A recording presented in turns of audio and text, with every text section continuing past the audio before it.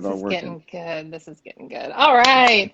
Hi, everybody. Welcome to a live episode of the Same 24 Hours podcast and Instagram Live. Anthony Trucks is here today. I am I so am. excited to talk to you, friend. Yeah, I'm excited to talk to you too. I'm excited. This is good. That's that cool little setup. We got the Zoom recording. Nobody knows in the background. Sneaky, and then we're here chatting on Instagram. I like That's it. right. Everywhere, everywhere. So, our mutual friend, Omar Pinto, I heard you on his podcast and Mhm. I was like, oh, Omar, will you introduce us? Yes, yeah, you And did. so I'm so glad he did. You have such a great story. And Thank I you. just love everything about what you're doing, revolving around identity shift. And I mean, just I was writing notes the whole time I was listening to your interview. Awesome, So awesome. I'm really excited to talk with you. So Yeah, let's go back to the beginning. Let's give listeners a chance to get to know you a little bit. You've got okay. quite the background. And yeah, just give us your elevator pitch. Yeah, a little bit. Elevator pitch. So in the world of what I do, I help people expand who they are so they can reach their full potential in life. There's a lot of ways I do it, but one core way is I work with people's identity, which is interesting because people are like, "Well, I don't get it. Like, what exactly is that?" And that really essentially is the core driver of who you are when you're not thinking about who you are. It's just the person that's kind of flowing. And when you're able to shift into what I call your ideal identity for your dream, whether it's to have a great marriage or a great body or great business, then you start having success because what happens is the people who have those things, like if you were that person, you already have those things. And so that's kind of where my work is, but how I got here is different. I've played in the NFL. I've been an American Ninja Warrior. I have a wife and 3 kids and successful businesses, all this fun stuff that looks amazing on paper. But like it's the journey to get there, right? That's always the thing nobody sees. And so I grew up in crazy and foster care. I was bounced around and given away by my mom at 3 years old. Dealt with a lot of weird like abuse and torture and starvation as a kid, just some heinous things that just human beings shouldn't do. But I got through it. I was put into a family, which is my family now. I'm the only black person in an all-white family besides my brother-in-law now. But I grew up in it, and like we were really poor and didn't have much diversity, and had a lot of weird different things that just kind of had me feel like I didn't matter. So anybody in life that is here now that's felt like, man, I don't feel like I matter, and I feel like the things I do aren't worthwhile. Nobody cares. Like that was my upbringing, like literally my entire life Mm, for a lot of years. And then at 14 years old, I got adopted by this family. So I finally knew at 14, this place that I went to bed, like I'm gonna wake up here tomorrow too. Like, and also the place that I woke up, I'm gonna go to sleep here tonight. And so it was a different sense of stability. And what it ended up being was me navigating different parts of my identity. Because by 14, I'd been the foster kid, the only black kid in an all-white family, now the adopted kid. Just a lot of weird, like at school, I was like the only black kid, was also bad and always in trouble. So a lot of identities that I was harboring and kind of anchoring. And we all do this throughout life. We mm. unintentionally program who we are, and that person runs our life up until it breaks usually. And so Yeah. yeah, that's Yeah. 11 points. And then at 14, I got adopted, played football for the first time, which was a really interesting dynamic of I get to hit people and not get in trouble. But like, it I should was, have played football. I probably would you have should been have. better off if, Oh, yeah, fun. they would taken it out in my younger years versus It later. makes it amazing, doesn't it? Like it would have been much more fun and a little more different. Like, did you get hit people? But the cool thing was it gave me a sense of like, I matter. That was a big thing. Yeah. Like for the first time in life, like, oh, I matter. Like that's felt good. And so that kind of progressed me into the next stage of life of like, how do I navigate this stuff? I ended up, my mom got diagnosed with MS. And so I started kind of figuring out that part of the world. And like now I'm the son of a sick mom, and it's just like different dynamics kept adding up. Eventually, like I got a chance to play football on scholarship, which is really interesting because I started out by being really bad, but figured it out and got a scholarship to play football. Went to University of Oregon on scholarship. I got a little helmet back here. If you guys see that helmet there. And man, it was cool because I got to kind of figure out like what does the next level of life look like. And statistically, I shouldn't have been there. Like any prison in America, Mm. 75% of the inmates are former foster kids. Like I'm not set up to do very well. Was not supposed to be in the cards for me, but man, I figured it out and had my son at 20 years old, my high school sweetheart. Met my real dad at 21, so I didn't do everything the smart way, and I had some weird things pop up, but navigated it. And 4 years later, was blessed to have opportunity to play in the NFL. Got to the NFL. NFL stands for not for long, so I was in. Third year in, I tore my left shoulder playing against the Philadelphia Eagles with the Pittsburgh Steelers, and my career was ended. So I ended up going home, and life started. And what's crazy is Mm. most people are like, oh, former NFL, like life must have been great. No, that's not how it works. Like massive crisis. Anytime, like you Yeah. said, like a kid to college, I'm sure you've experienced it in terms of your athletic career. But when you've been doing this thing for so long and you no longer can do it, it tears away at the fabric of who you are. This is Yes. why identity was always kind of like this thing I was destined to navigate. Because then I come home and it's like, well, I'm not the football player anymore. I'm married. I have two more kids and I'm never present. So then I have like this family that I love, but then it gets torn apart because I'm a non-present husband. I'm at this gym that I'd started up after football from 6 a.m. to 10 p.m., trying to make something of myself again. And it really just became this hindrance on life overall. And next thing you know, I'm this, a little bit out of shape. Business is falling apart. Bad dad, divorce. Just like I was literally after football, about 2 years later, sleeping in a 500 square foot studio apartment with my kids on an air mattress next to my bed, like my three Mm. kids. It's just like a crazy place to be. Relationships I tried to start weren't working. I just was in a funk. What ended up happening is I had this moment where, like, I was down in like the down and outs, man. Like prior to this, I'd had like some suicidal moments, to be totally honest. I get to a point where later in life, I'm like, I got past that and I was trying to figure out what to do. And then my mom passes away. I'm in the room holding her hand and she takes her final breaths and MS takes her life. And I was like, man, I don't want to look at my life and look at it later and be like, man, I could have done more.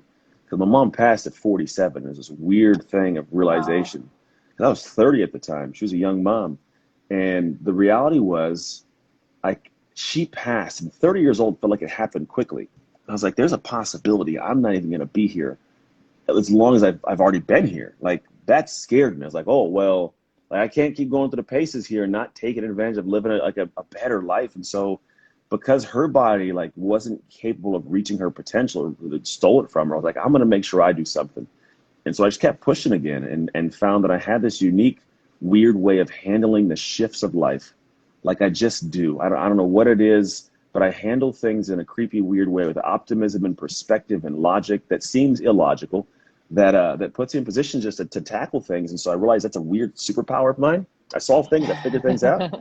And so little by little, I started fixing my own life. So I went from being divorced for 3 years to back remarried to my ex-wife in an amazing marriage. I'm a present father. I have successful businesses. I'm in shape. Like I do the things that were incredibly hard. So that's why I teach an area that I know. I've broken it, I fixed it. Here's how I fixed it. So now I teach people how to have a shift to that ideal identity for their dream. And it happens in a lot of speaking and coaching and teaching and these kind of things.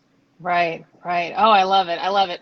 And you're so right. So I was an Olympic style weightlifter in Mhm. high school, and then I like just quit. I just quit at 19, walked away, didn't deal with it, but Yeah. never really thought, oh man, I lost an identity. I lost who I was. I just started drinking. And I Oh, just there you go. started, creating other destructive, and I ate and I got up to 250 Yeah. pounds. And it was like, and it never Wow. occurred to me until I'm 40 now. It never occurred to me until like 3 years ago that Mhm. like, oh, I never dealt with that loss because that was who I was. Like I was going to be Yeah. this person and then I Mhm. didn't make it and crashed. Okay, well, I'll go be a lawyer. I don't really want to do that either. Crashed. And Yeah. it was just all these different identities that developed and they were never the right one. So can you talk Yeah. about like how the shift from wrong identity or, wrong identity to wrong identity sort of Yeah. built you and showed you the right identity that you wanted? Yeah. Well, I don't even know. Here's the thing. It's not even its wrong identity, but I think of it kind of like a computer. So we're on these computers right here, and these computers have software. The phones have software. I don't even know where to look right now. I got the computer and the phone. Oh, look, Wherever there you everybody. want. It's your world. We're So just living in it. It's fine. yeah. So at the end of the day, like they have these operating software, right? It's the hardware, the hardware the computer runs, and this operating software is programs that run on that operating software, right? So we're using Instagram, we're using Zoom. If the operating software couldn't handle the bandwidth, the program would bog down, would crash. And so what happens in the computer world is a notification comes up, hey, update this, update your software, hey, update this program, update. And some people go, I ain't got time for that, Ant, and they snooze it, Mm, and they snooze it. yeah. And then what happens after a while, well, the programs start bogging down and Zoom won't open up or it crashes or it just sticks and it freezes and it force quit and send an alert to Apple. And it's like, and then eventually you go, I'm just going to open in safe mode. I got to get the meeting done. But you realize it's like half functionality. And eventually you're like, all right, I'll set this thing up. I'll download the information. I'll upload to the system and I'll just get this thing going. And I got to sit there and watch the clock and it's time consuming. But I do it, computer runs smooth. Boom, Yeah. programs work, bang, bang, right? Awesome. Life is the exact same way. So it's not that we have these wrong identities, but we have an identity that was programmed years before. Like we're in 2020, brand new hardware with Windows 95 identity software. I had Windows 95 for I've been way there too too. I might long. have, yeah, I we mean, I'm all, with you. Actually, We I all think it do. was the time I was drinking really heavily that I didn't update from Windows 95. Like, let's think I did about that. this. I used to go to the gym in the morning, come home, finish a 6 pack of Blue Moon, go back to work and be like, be healthy, everybody. Like this is Right. bad, It funky had fruit times. on it. Didn't it have an It orange? did it. It has orange. You put an orange in it. It's all these things. And It's a so for snack, us, but it's not a garnish. exactly. And life wise, what ends up happening is essentially what I look at is like, all right, cool. Well, what makes sense to me is we're in these situations where hardware needs an update, and this notifications like, hey, honey, you need to be a better husband, be a better wife, be a better Yeah. dad, work on your body. Like, and you're like, I don't want to do all that. I want to keep eating.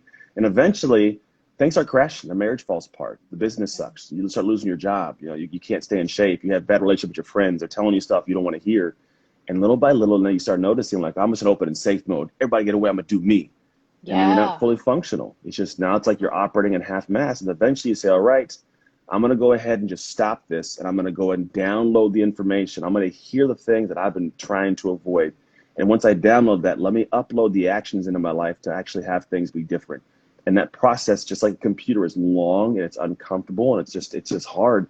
But once it's updated, well, dang it, now your life just starts spinning. Everything's moving smooth. And then when the new updates come in, you're like, yeah, cool. I'll update that. I'll take a day or an hour. I'll have Yeah. this date with my wife, right?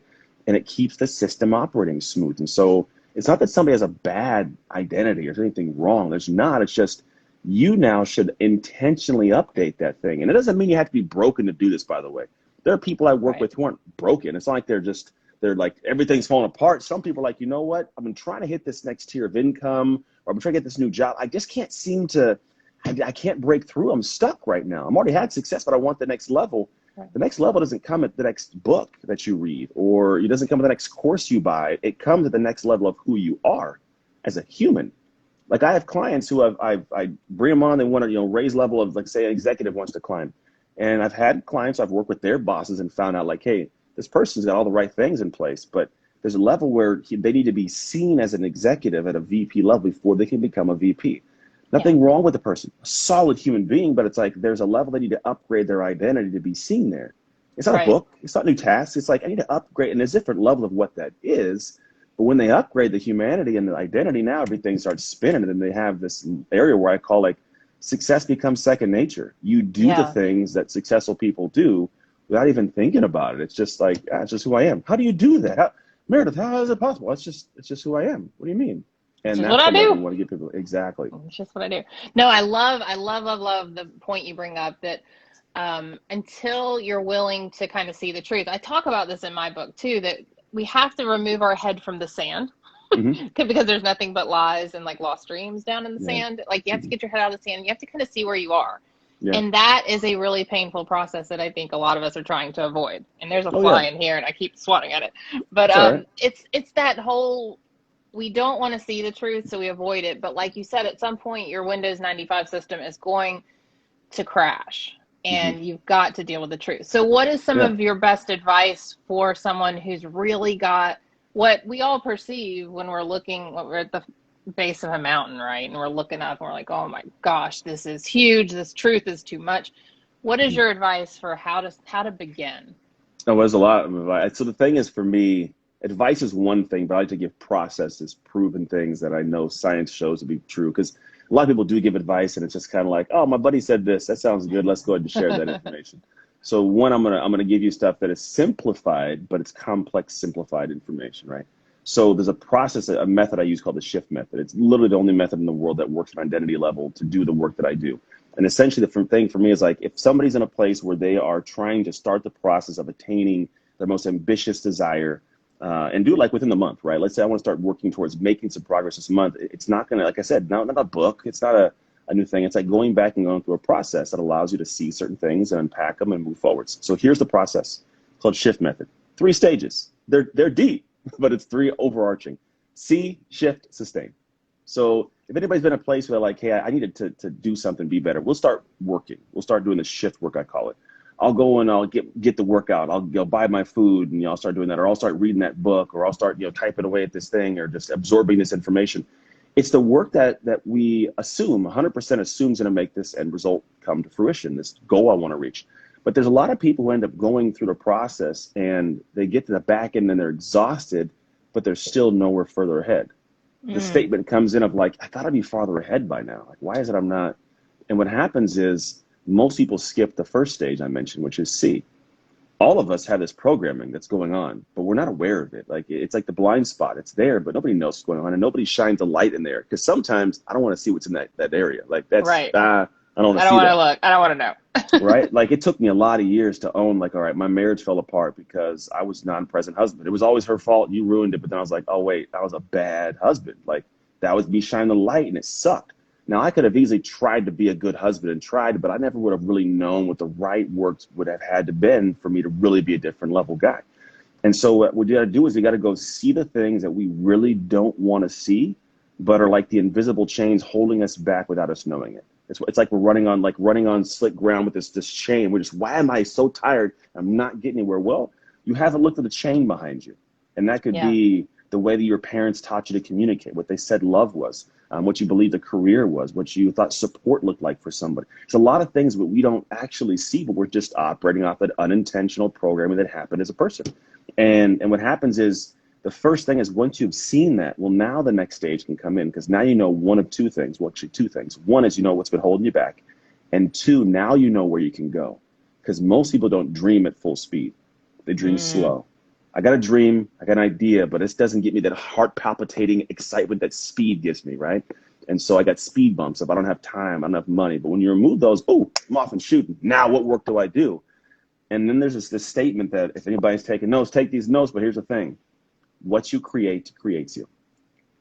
A lot of the time in life, people will they will fight for what they deserve. We'll always fight for what we deserve. If I deserve the last cookie, That's a good you better one. believe, right? I'm gonna fight for that cookie.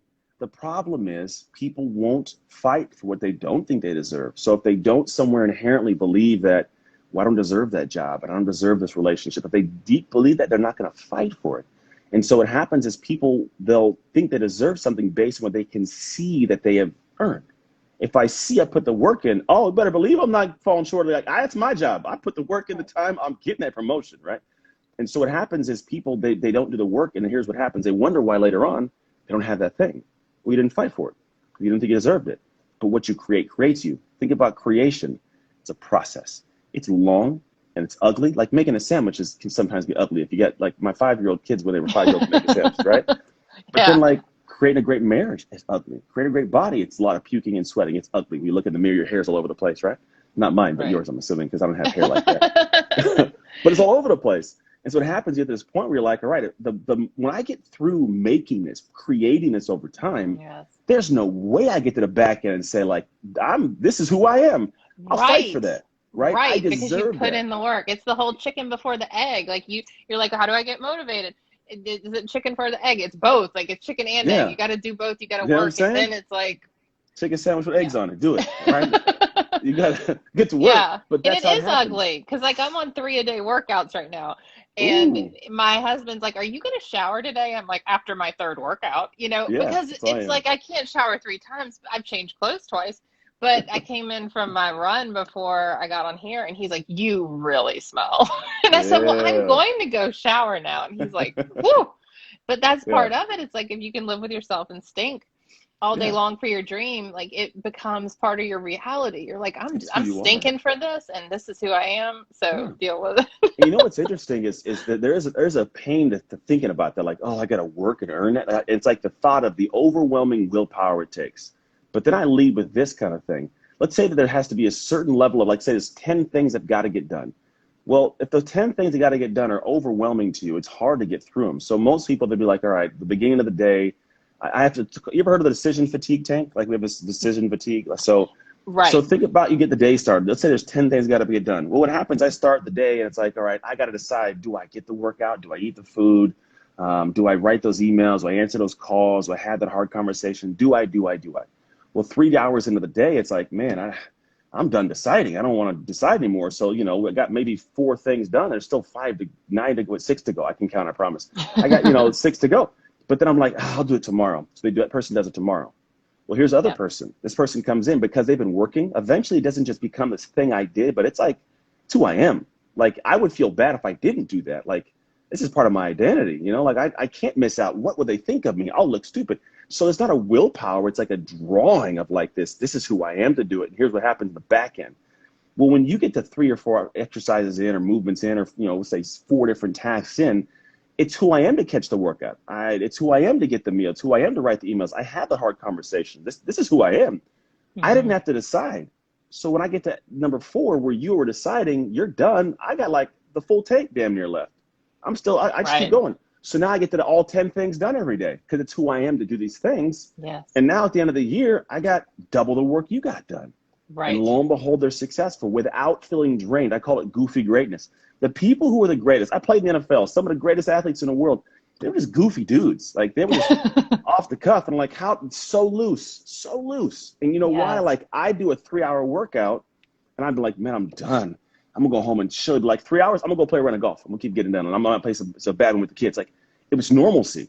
They've been doing it for so long. It's just and so it's like where I was like, oh, I'm taxed. They're like, oh, it's just the beginning of my day. Let's keep going. And that is something like you said, you have to earn that, and it doesn't happen without you doing it. So you grind, you put the work in a little bit of time, and little by little, all of a sudden, like, oh, this is who I am now, and then it becomes easy to operate at that level. Right. And one of the things I realized just recently. I was a corner cutter and I didn't realize this about myself. I mean, I guess I knew it somewhere deep inside, but my identity was I get everything done, but deep inside I'm a corner cutter. So, and how this showed up is I was doing burpees. I was doing like 3 sets of 12, or 3 sets of 9, and I would just do 9 and be like, that's fine. And it wasn't even that big of a deal. But then I thought, where am I cutting corners in my life? And I started looking around and I was like, oh my gosh, I would cut a corner just for the hell of it. Like just because I could. And I realized I just have this sneaky trait that I want to like be all great on the outside, but then I just want to sneak and do this. And I thought, this is why. This is why I don't have. My identity was a sneak. And so when I thought, oh no, I am not about this life. I am changing that. I'm hitting every burpee. If I write, I'm doing 5 sets of 15, whatever, I'm doing 5 sets of 15, maybe 6 sets of 15, and I shifted my identity back in April. It's just very, very recent. And, but it's changed me. I'm like, I'm the person that does the workout that I write, so I'm writing my own workout and then cheating. I totally grasp it. I think that's interesting is those are the things that compound. Like I've in my life, I've never cut a rep on a workout that I wrote. And that goes with me. So I'm not, 5 years from now, I'm not going to do it because of 10 years from then, before then. It's just this compounding. And when you do it enough, it doesn't get hard. It's not the hard, it's just normal. It's just normal. Right. And then when it's your new normal, because we're all talking about getting to a new normal. When you get to a new normal, but it's up here, well, now you start just ripping things out. And now I call it achieving an autopilot. People look at you and go, how do you do that? How do you not? It's like it's so ingrained in me. I call it pinky finger power. So I did American Ninja Warrior, and I found out that in training, like the grip of your hand is like stronger at the pinky level. It's just more muscles on the side of the body or side of the wrist. And I didn't realize that, but a lot of us have this insignificant like thing that we do, but we're incredibly strong at it. And it's just like your pinky is insignificant, but so strong overall. And so for a lot of us, we don't realize like we're trying to get stuff to be the pinky finger power, because what ends up happening is it's just normal for you to do these things. No big deal. Everybody else, like, how do you do it? Like, I don't know. I'm just strong and creepy, amazing. You just built into it. That's what it is. And so anybody can do it. Here's the thing. We're not special. This is not unique. Right. This is human psychology and neuroscience. The way that we work, we can reprogram our identity. We can shift it. Right. And so for people listening, this is not something that's like far-fetched. This is done. I do it with clients all the time. It's really, it boils down to like a legitimate, when I get done with work, we take it down to this, a planner that we just put things in place and operate tons of planning. Because the problem is people have planners and no idea how to plan. Tons of planners, stacks and stacks of planners, colorful tabs, and they're empty. People send me planners all the time. Plan. No idea to plan. So we structure out. I literally architect the ideal identity with people, and then we have them understand how to create that, how to activate it in life.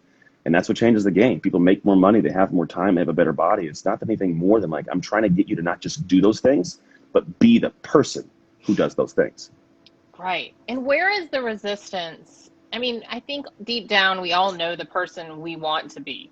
Yeah. Where does the resistance come from? Like in your experience, is it really just a series of years and habits? Because like I'll have clients and, say, let's think about the body you want to have 1 year from now. And they're like, I got nothing. And I'm like, what do you Yeah. mean? What do you want to look like? And they're like, well, I can't achieve it, so I don't know. Yeah, it's different. You You know what it know? is? There's the one's homeostasis, and we can change quick. It just takes pivotal moments sometimes for things to happen, and you just turn on like, I'm done with this and I'm going, right? So Right. that's part of it. But the biggest thing I find is that we all have these aspects in our hearts and our heads of like, man, it's just going to be an overwhelming process. It's too long. I don't see the Yeah. clear path. And realistically, it's not rocket science that changes things. It doesn't take multiple years.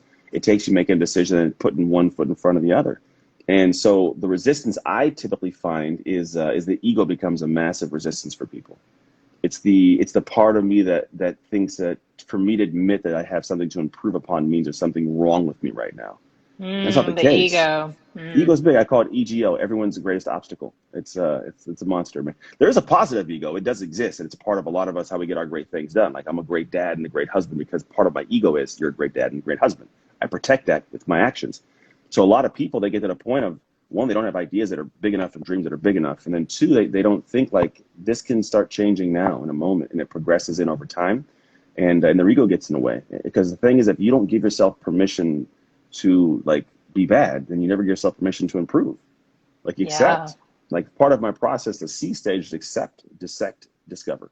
I have to accept that I'm crappy in some area. And that's okay. Mm, Accept it though, damn it. Like there's something off. right. Dissect it. Why is it crappy? Like you said, I'm a person that cuts corners. Dissect. Why is that part of who I am? Why does it I don't operate there? know. Why am I thinking that way? Right? When we dissect it, and I do this as a process, I do with that, and then we discover one, why I'm here and how to get out of here, and two, where am I going to go? Because now that I've dissected, they're like, oh, okay, cool. Let me discover the next stages to get past all that, to go somewhere cool. But most people don't do the dissect stage or the accept stage or any of that. They just get to the point of like, I'm just going to work and do some things.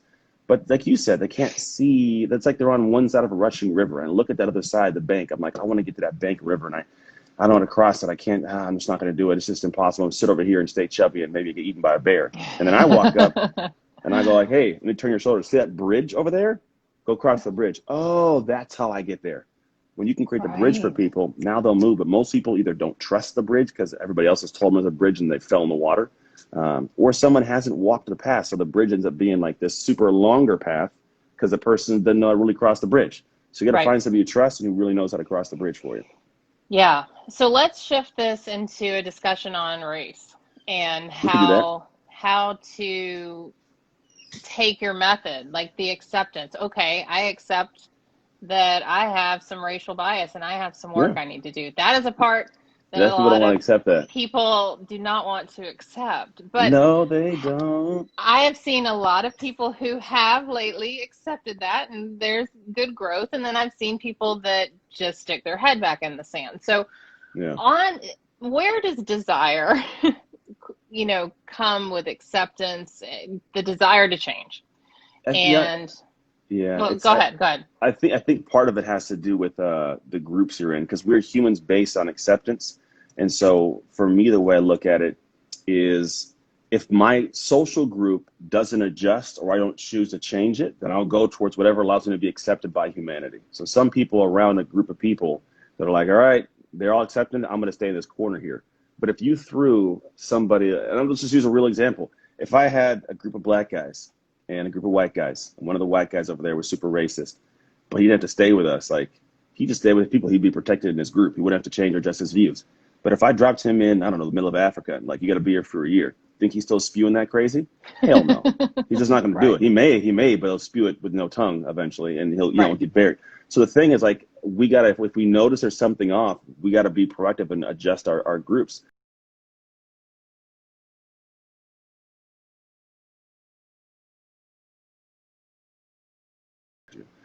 And so Oh, that's good. whatever they expect of you, then no, that lo and behold, that's my tippity top. Now it's hard to put that into racial aspects overall because there's no broad stroke, but I get there's a lot of things. Like I have a really good group of friends. I grew up in a predominantly all white area, and I've had some really deep conversations with all of them. And there's some perspectives of like, there's just this doesn't exist. There's no systemic racism. Legislature changed that doesn't exist, and no sympathy for the minority. It's a cultural thing. They got to fix their culture. Obviously, talking to the one black guy that's their friend sometimes. Right. And I grasp and I start seeing what's going on, and I realize that some of the things they say could be misconstrued as being racist humans. And I really get to the root of it. I'm like, oh, wait, it's not that they're racist, because they're not, genuinely not. I've never in my life, I've known some since fourth grade, never in my life have I even heard anything remotely close to being racist. However, the outside world would view it as that because they're protecting themselves. Yes. And what they're doing is, it's like the view is, well, if I accept this thing as whatever and I'm on this side, then I have to accept that I'm wrong. I did something wrong, but I didn't do anything wrong. That's not what happened. So no, I'm not going to accept that side. And there's this complete battle against the perspective of who I am and what I do. And so it's really, they're protecting their identity of not wanting to feel bad about the things that are going on. So they have to position themselves in opposition of it. So it's like this thought that, it's this battle.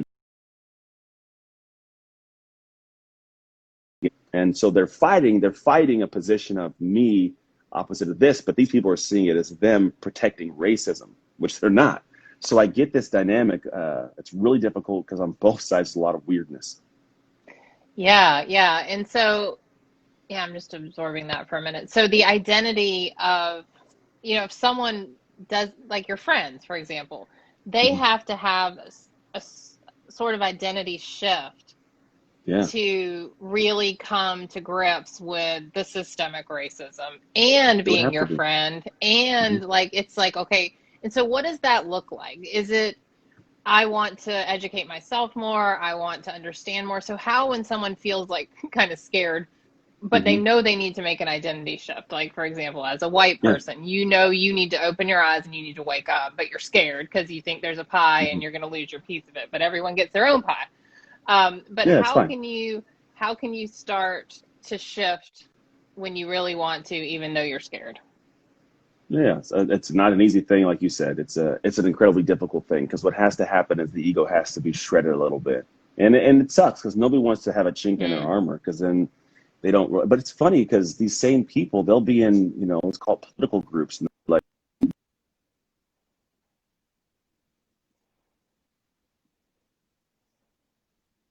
let's accept this. If I'm a Republican, I have to accept this because Republicans accept this, and they don't realize like you're just getting indoctrinated and programmed based on whatever you've already accepted as part of your identity. And so to start this process would be to go back to the very beginning thing I said. You need to check out the updates.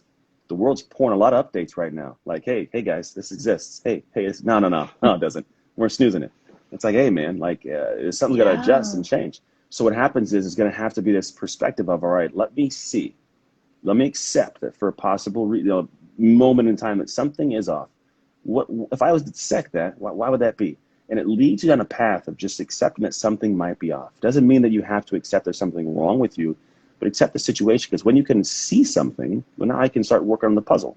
If it's a dark room and I pick up a Rubik's Cube, I can't see the Rubik's Cube. I can spin it all day long and never solve it. But if I can see it, I can, oh, okay, let me play with this a little bit. And they may find some different pathway. But the thing is, you're going to have to, in the beginning, deal with the pain of accepting that there's something that probably was going on that you didn't aid. Because here's the thing, we're talking about the race aspect. White America didn't do this on purpose. Not the current white America, majority, right? I grew up in an all-white family. Not We were current. poor. I watched all this. It's not like anybody was like, yeah, condemn all black people. But there is this systemic thing that took place years and years before that just, it's been this realm. And so I think white America was born into, it's like a fish being born into water. You don't realize you're in water. It's just what you have. And so Right. now there's this We don't see position it. of We feeling don't see like, it. oh man, yeah, yeah. What did I do? And to accept that there's something wrong would mean that I have to, yeah, like you said, part of my pie is gone. And did I do something wrong? I didn't do anything wrong. No, you guys are all crazy. I didn't do anything wrong. And it's like, no. You didn't do anything wrong. Your ancestors did. Society did. Or society let it all ride. But there is a responsibility. Mark Manson, I think it is, has a book called The Subtle Art of Not Giving a F, right? Yeah. And what it talks about, it's like, in life, if something happens, it may not be your fault, but if it needs to be fixed, it's your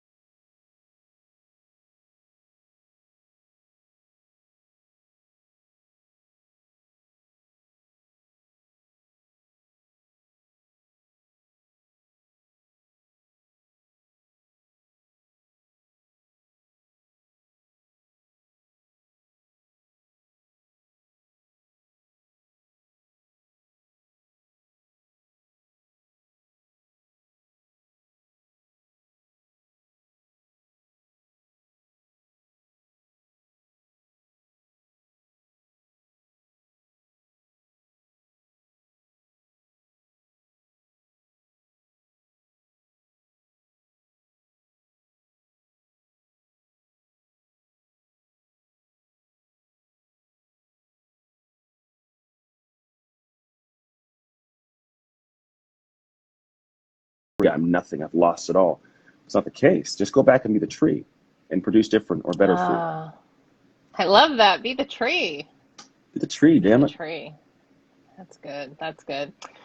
Okay, well, so my podcast is called The Same 24 Hours, which means that we all have the same 24 hours in our day, but it's what we Yeah. do with it that makes the difference between our health and happiness and success. So, Mhm. what is something that you do on a daily basis that you think really anchors you, contributes to your health, happiness, and success, and you Mhm. can just point to be like, that's part of my identity, that's who I am, but this is Yeah. a thing that I really do, and it's important to me. I legit every night at dinner time we sit down as a family and we have this conversation of good day, bad day, or good part, bad part of the day. It depends on who says it, but it's the same thing. And it sounds odd, but here's the thing. For me, like that's shutdown time. The phone's off the table, there's nothing going on, and we get to sit down and discuss the good parts and bad parts of the day. And as much as a simple thing, it's like a good anchoring for me. I grew up in a world where I didn't have that. Like our dinner table was always covered with stuff we never ate as a family. I can't even imagine one hand memories of us sitting down outside of a restaurant at home at a table and talking.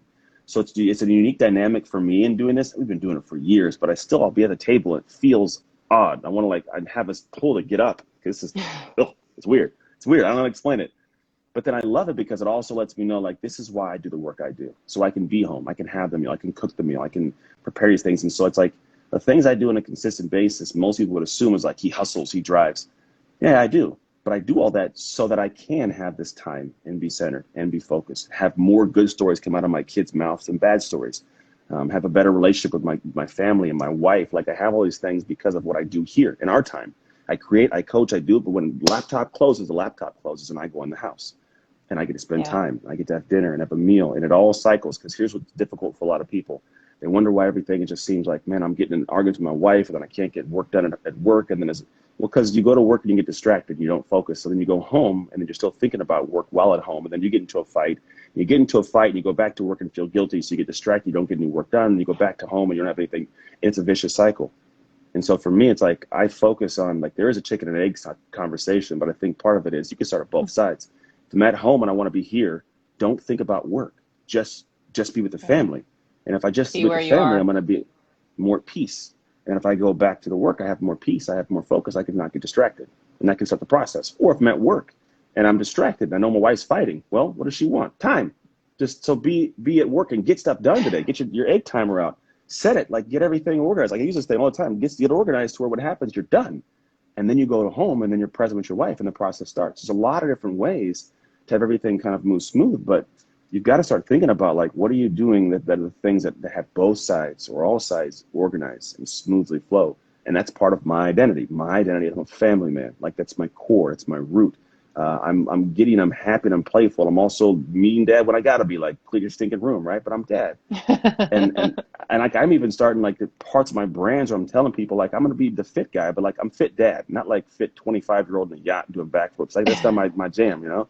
But like that's my core, and so because of that, I go to the backside and say, what are all the things I've got to work for that to be a viable, desirable identity that I can have people say that's the guy for that. Because for me, it's Yeah. about full potential and balance of life.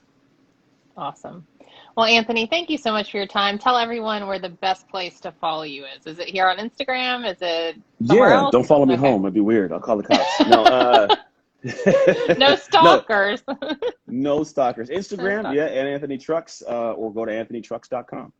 Okay. Well, thank you so much for your time. This was great. Very welcome. Enjoyed hanging out with you, chatting. It's cool. I like it. Thank you. Yeah. All right.